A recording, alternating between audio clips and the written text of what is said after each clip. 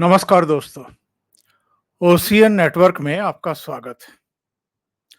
Canada के मूर्ख आतंकवाद समर्थक और कहना चाहिए कि नासमझ और घमंड से चूर प्रधानमंत्री ट्रूडो के दिमाग ठीक करने का भारत ने फैसला कर लिया है और वो लाइन पर आते हुए दिखाई भी देने लगे हैं। यानी जो बददिमाग प्रधानमंत्री था उसकी अक्ल जो है वो ठिकाने पर आती हुई दिखाई दे रही है। भारत ने पहले तो उनके एक राजनयिक को निकाल बाहर किया था भारत से। इसके बाद जो वीजा दिया जाता है उसको सस्पेंड कर दिया था। अब एक और बहुत बड़ा फैसला किया है और यहाँ पर दिल्ली में जो कनाडा उच्चायोग में दूतावास में करीब 60 से ज्यादा राजनयिक हैं, उनमें से 40-41 को अब 10 अक्टूबर तक भारत छोड़ने का फरमान जारी कर दिया है। प्रधानमंत्री ट्रूडो से ये कहा गया है कि 10 अक्टूबर तक का समय आपके पास है, इन्हें आप वापस बुलाइए। और इसके बाद मैं जस्टिन ट्रूडो का एक बयान पढ़ रहा हूं और उन्होंने क्या कहा है ये मैं आपको बताता हूं। इससे ये पता चलता है कि ट्रूडो के अब दिमाग ठिकाने पर आने शुरू हो चुके हैं। भारत ने यह भी कहा है कि 10 अक्टूबर तक अगर ये इन 40 राजनयिकों को आप कनाडा नहीं बुलाते हैं तो इनकी जो राजनयिक छूट है वो समाप्त हो जाएगी।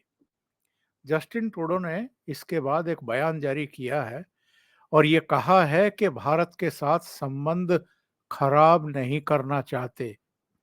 ट्रूडो ने कहा कि कनाडा भारत के साथ स्थिति को बढ़ाना नहीं चाहता, यानी बात को और बिगाड़ना नहीं चाहता।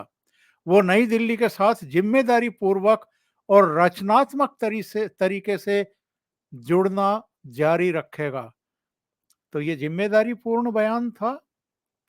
18 सितंबर को जो वहां की पार्लियामेंट में खड़े होकर के उन्होंने भारत पर आरोप लगाया था कि जून में जो हरदीप सिंह निज्जर की हत्या हुई थी सरे में, वो भारतीय एजेंटों ने की थी, उनका हाथ था। ये जिम्मेदारी पूर्वक और रचनात्मक तरीके से जुड़ना कहा जाता है। तो इन्होंने अब चूंकि भारत ने बहुत ही कड़ा रुख अपना लिया है और ये कहा है कि 40 और राजनयिकों को आप नई दिल्ली से कम करिए, वापस बुलाइए इनको और 10 अक्टूबर तक बुलाइए। तो अब इनके पेट का पानी ढीला हो गया है और ये क्या कह रहे हैं कि हम कनाडा के परिवारों की मदद के लिए भारत में मौजूद रहना चाहते हैं। यानी उनको अब बहुत अच्छे तरीके से इस बात का एहसास करा दिया है भारत सरकार ने, मोदी सरकार ने, कि आप अगर गैर जिम्मेदाराना तरीके से भारत पर आरोप मढ़ेंगे तो फिर आपको छूट नहीं दी जा सकती। और अगर आप इस तरह के आरोप बिना किसी ठोस सबूत के लगा देंगे तो इसका खामियाजा आपको भुगतना पड़ेगा। भारत ने इनसे ये कहा था कि आप अपने राजनयिकों को वापस बुलाइए। इसके अलावा जो एक और बड़ा फैसला लिया था वीजा जारी ना करने का, कोई भी नया वीजा अब कनाडा के लिए जारी नहीं कर रहे हैं और कनाडा से नई दिल्ली या भारत आने के लिए भी जारी नहीं कर रहे हैं। इससे करीब करीब 7 लाख ऐसे परिवार हैं जिनका प्रेशर अब ट्रूडो सरकार पर बिल्कुल आ गया है और पहली बार उनको लग रहा है कि बहुत बड़ी गलती उन्होंने कर दी है नई दिल्ली के साथ पंगा लेकर के। फाइनेंशियल टाइम्स की एक रिपोर्ट है जिसमें ये कहा गया है कि कनाडा के भारत में 62 राजनयिक हैं और पहले भारत ने कहा था कि कुल संख्या 41 कम की जानी चाहिए, यानी 62 में से 41 कम करिए। तो यहाँ पर अब कनाडा के बस 21 लोग ही रह पाएंगे 62 में से। और इसके बाद से जो अरिंदम बागची हैं, उन्होंने भी ये कहा कि भारत में जो कनाडाई राजनयिक हैं, वो कर्मचारियों का आकार नई दिल्ली के कनाडा से बड़ा है और ताकत और रैंक में समानता होनी चाहिए। यानी हमारे जितने राजनयिक वहाँ हैं, उतने ही कनाडा के भी यहाँ रहने चाहिए, उससे ज़्यादा नहीं रहने चाहिए। और जो इन्होंने बेहुदा आरोप लगाया था, गैर जिम्मेदार आरोप लगाया था भारत के ऊपर, तो उसको तो भारत ने उसी समय बेतुका और बेसलेस बता दिया था। और एस जयशंकर ने अभी अमेरिका की यात्रा के दौरान भी एक बयान दिया था कि कनाडा में जिस तरीके से हमारे दूतावास पर स्मोक बम फेंके जा रहे हैं, ये कतई सामान्य स्थितियां नहीं हैं। और जब एस जयशंकर ने ये बात कही थी, तो कहीं ना कहीं उसमें एक भाव छिपा हुआ था कि हम अगर कनाडा में हमारे दूतावास के साथ उनके अधिकारियों कर्मचारियों के साथ इस तरह की स्थितियां पैदा की जा रही हैं, राजनयिकों के साथ ऐसी असुरक्षा की स्थितियां पैदा की जा रही हैं, तो नई दिल्ली में हम भी कनाडा के लिए पलक पावड़े नहीं बिछाएंगे और उनको भी लंबा रास्ता दिखाएंगे। और ऐसा लगता है कि भारत ने इस फैसले से न केवल कनाडा बल्कि कनाडा के जो हिमायती देश हैं, जिनमें अमेरिका भी शामिल है, अमेरिका के व्हाइट हाउस के प्रवक्ता के भी इस बीच कुछ ऐसे बयान आए थे जिनसे लग रहा था कि वो कनाडा के साथ खड़े हुए दिखना चाहते हैं निज्जर वाले मामले में और जस्टिन ट्रूडो के आरोपों के मामले में। वरना अमेरिका का प्रवक्ता वहां खड़े होकर के ये ना कहता कि हम चाहते हैं कि भारत इस जांच में सहयोग करे।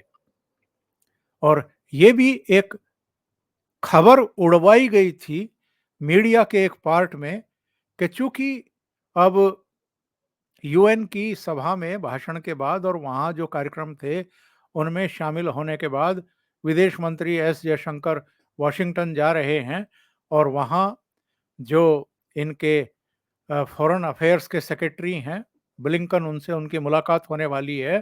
तो ये कहा गया कि ब्लिंकन जो है कनाडा ने जो एलिगेशन लगाए हैं भारत पर, उनके संबंध में अपनी चिंता जाहिर करेंगे और उसमें जांच में सहयोग के लिए भारत के विदेश मंत्री को कहेंगे।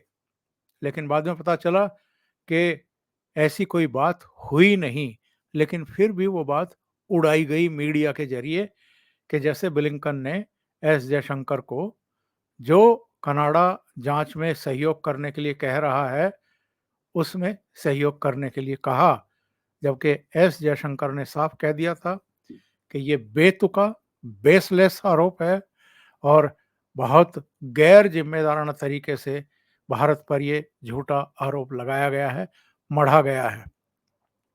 भारत ने जो ये फैसला लिया है, एक तो कनाडा के लिए वीजा जारी ना करने का, पहले एक राजनयिक को निलंबित करने का, निष्कासित करने का, और अब 40 राजनयिकों को वापस भेजने का, ये एक्चुअल में कनाडा ही नहीं, पश्चिम के ऐसे बहुत देशों के लिए संदेश और संकेत है कि भारत को हल्के में लेने की कोशिश ना करें।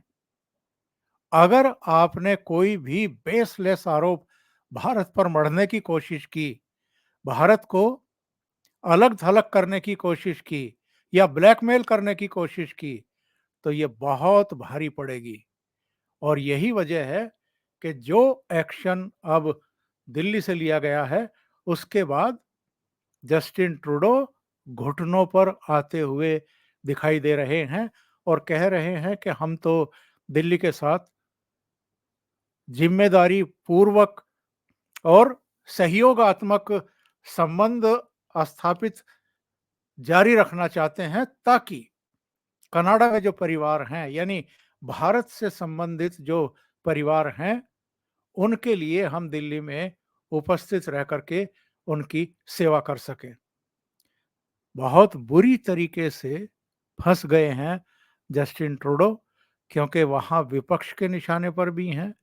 विपक्ष का कहना है कि बेहद गैर जिम्मेदाराना बयान इन्होंने भारत के बारे में दिया है, और खुद जस्टिन ट्रूडो को भी बाद में शायद ये एहसास हुआ कि वो बहुत बड़ी गलती कर चुके हैं।